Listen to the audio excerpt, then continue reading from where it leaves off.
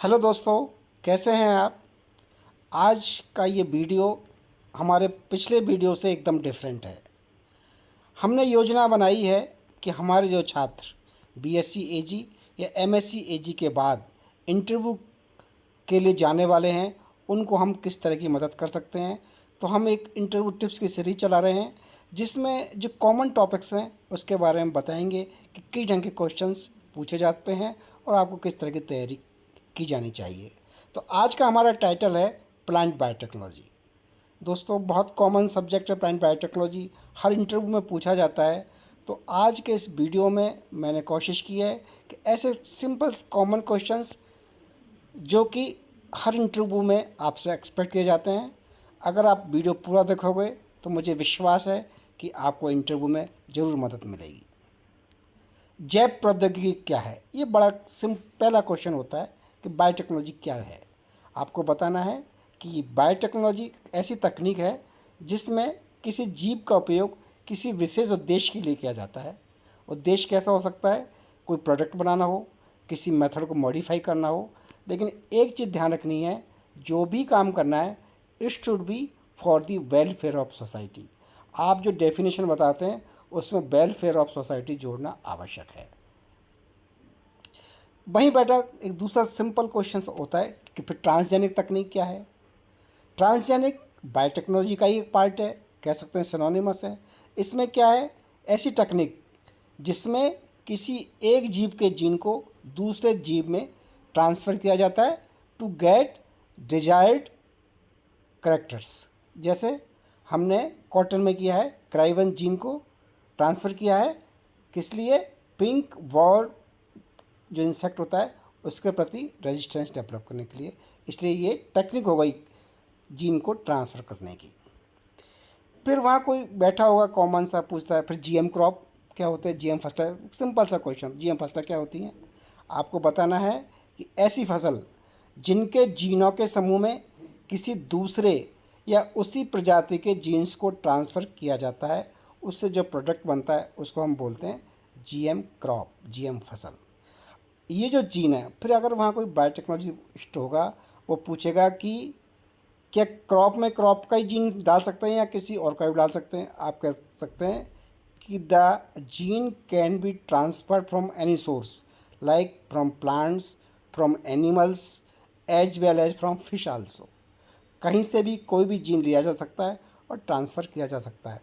और ऐसा जो प्रोडक्ट होगा, अगर फसल है, उसको हम बोलेंगे जीएम फसल, यानी जेनेटिकली मॉडिफाइड क्रॉप, जिसके जेनेटिक्स को हमने मॉडिफाई कर दिया है।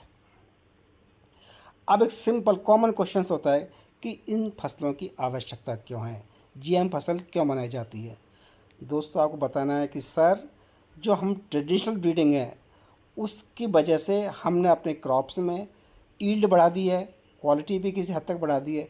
लेकिन कई करेक्टर्स ऐसे हैं जो कि ट्रेडिशनल ब्रीडिंग से ट्रांसफ़र करने संभव नहीं है, जैसे कि स्ट्रेस टॉलरेंस, जैसी ड्रॉट टॉलरेंस, हीट टॉलरेंस, या किसी डिजीज रेजिस्टेंस, इंसेक्ट रेजिस्टेंस। इस ढंग के जो करेक्टर्स हैं वो ट्रेडिशनल ब्रीडिंग से संभव नहीं है, इसलिए हम बायोटेक्नोलॉजी का उपयोग करते हैं। और जो करेक्टर्स अगर हम ट्रांसफ़र करने में सफल हो जाते हैं तो ऐसी क्रॉप्स को हम जीएम क्रॉप या जीएम फसल बोलते हैं। अब क्या जीएम फसलें हानिकारक हैं पशुओं के लिए या मानव के लिए? आप कहना कि नहीं, अभी ऐसी कोई रिपोर्ट नहीं है जिससे पता लगता हो कि जीएम क्रॉप हानिकारक हैं। फिर एक्सपांड करना चाहो तो आप कह सकते हो कि सर, डीएनए चाहे जीएम क्रॉप का हो चाहे गैर जीएम क्रॉप का, जैसे ही हमारे भोजन में जाता है, हमारे जो इंटेस्टाइन है वो उसको पचा देती हैं और जो हानिकारक जो यौगिक होते हैं उनको एक्सक्रीट कर देते हैं। इसलिए कोई फ़र्क नहीं पड़ता चाहे जीएम क्रॉप हो या गैर जीएम क्रॉप हो, मोड ऑफ एक्शन सेम होता है और ये न मानव के लिए और न ही पशुओं के लिए हानिकारक होती है। क्या ये खेती के लिए या वातावरण के लिए पर भी इसका कोई नेगेटिव इफेक्ट पड़ता है? बिल्कुल नहीं पड़ता है। अभी तक ऐसी कोई भी रिपोर्ट नहीं है जो ये सिद्ध करती हो कि जीएम फसलों की वजह से मिट्टी खराब हो गई हो, आसपास के माइक्रोऑर्गेनिज्म्स पर नेगेटिव इफेक्ट पड़ा हो या बायोडाइवर्सिटी पर कोई विपरीत प्रभाव पड़ा हो। कहीं भी इस ढंग की रिपोर्ट्स नहीं हैं। अब कॉमन क्वेश्चन होता है कि भारत में कोई जीएम क्रॉप हो रही है कि, ये सब आपको इसका आंसर मालूम है, आप तुरंत कहोगे सर जीएम कपास या बीटी कपास। फिर अगला क्वेश्चन आता है कि भाई किसके लिए बीटी कपास क्यों है, आप कहेंगे सर ये पिंक वॉलवॉर्म के लिए रेजिस्टेंट है। क्या होता है ये बीटी कपास? बीटी ये क्या है कि ये इसमें क्या है कि एक विशेष गुण ट्रांसजेनिक तकनीक के द्वारा शामिल किया गया है, जिसमें क्या है कि ये जो जीन इसका लिया है क्राइवन जीन, ये मिट्टी में पाए जाने वाले एक जीवाणु से लिया गया है जिसका नाम है बैसिलस थ्रोन्जेंसिस, इसीलिए इसको बीटी कपास भी बोलते हैं। ये भी कई बार पूछ लेते हैं कि कपास को बीटी कपास क्यों कहते हैं, आप कहते हैं कहना है बैसिलस थ्रोन्जेंसिस, ये एक जीवाणु है जो मिट्टी में पाया जाता है, उससे ये जीन लिया गया है।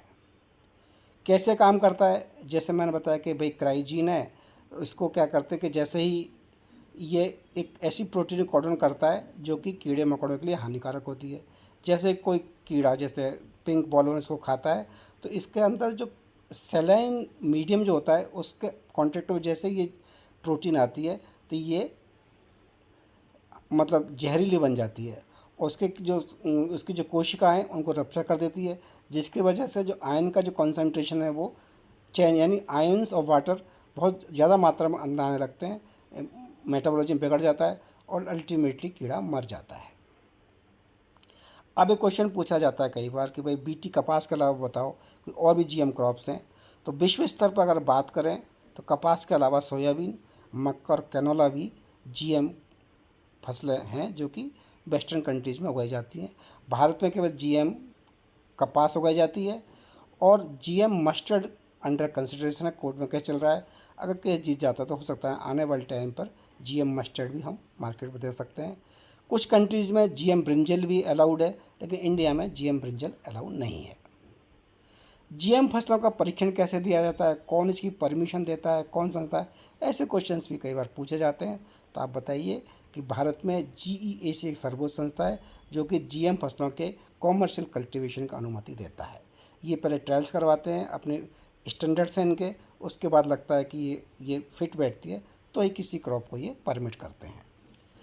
अब क्वेश्चन आता है कि जीएम फसल भविष्य क्या है। जीएम फसलों का भविष्य बहुत अच्छा है। जैसे कि मैंने बताया कि अगर हमें आने वाले समय में रेजिस्टेंट क्रॉप डेवलप करनी है, चाहे बायोटिक स्ट्रेस हो चाहे एबायोटिक स्ट्रेस हो, अधिक पोषक तत्वों वाली किस्में पैदा करनी है, तो हमें जीएम क्रॉप्स में ही ऐसी संभावना अपेक्षित है।